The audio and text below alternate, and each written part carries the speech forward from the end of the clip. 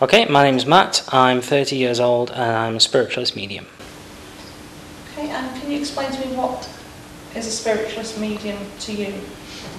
I think the term's quite universal, but a spiritualist medium generally has the approach and philosophy of a spiritualist and uses his or her abilities to communicate with entities, people, etc. from the other side and deliver the message wherever possible. Okay, and is this an ability that you've always had, or did you choose to, learn the ability? It's a question that doesn't really have a defined answer. I find that people ask me this question quite regularly, and generally when you realise you have an ability, and the more you use it, the more you realise you always have.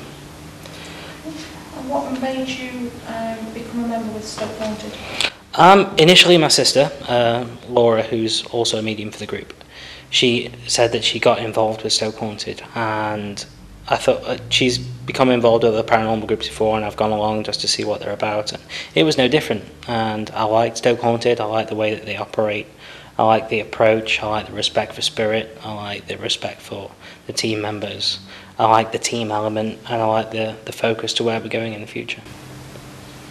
Okay. We have a question from the public, if you don't mind. I don't mind at all. We obviously have skeptics, and a lot of skeptics do comment through our public media that we use.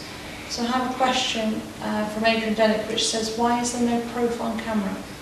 I think that proof on camera or on any device or medium for collecting information, be it audio, on camera, etc., is there.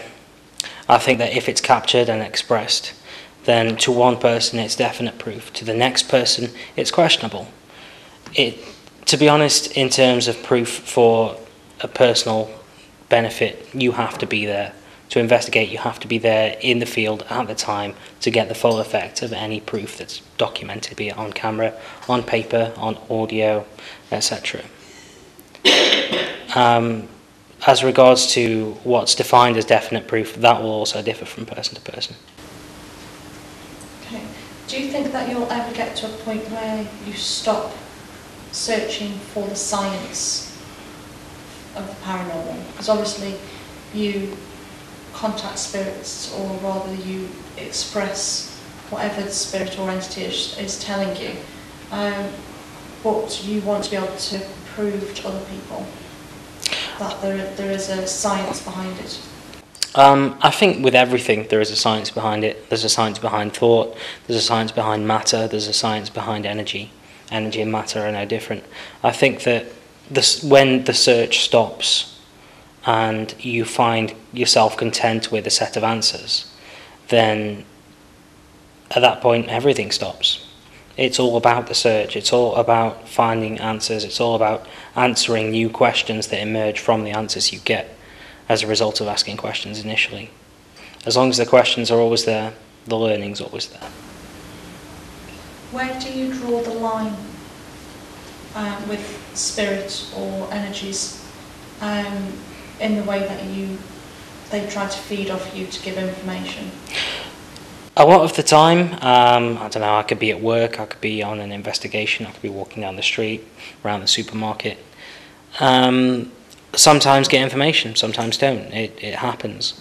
I get the feeling that things are there and want to communicate. It's hard having the option to switch off sometimes, especially when you're compassionate and the message needs to be passed on. It's difficult to know when to say no. I guess you just have to use your judgment. Sometimes it's not appropriate to pass on a message, even though spirit are urging you to do so, because it wouldn't be well received. And it's, from a public perspective, it's incredibly difficult as well. And finally, can you tell me, or tell the viewers, how you relax after an evening investigation? Sleep, and lots of it. Other than that, I like to watch TV, something mindless, something to take my mind off it, I don't know. It doesn't provoke too much thought and it's entertaining, sci-fi, comedy, whatever's available, listen to music. it's good to wind down and to switch off, especially after investigations. Your head's all over the place. It's been used by lots of spirits to communicate with. There's lots of things in your head you remember that aren't yours. Detaching from it is sometimes difficult, sometimes it's very easy. It's just a mechanism that you learn along with everything else.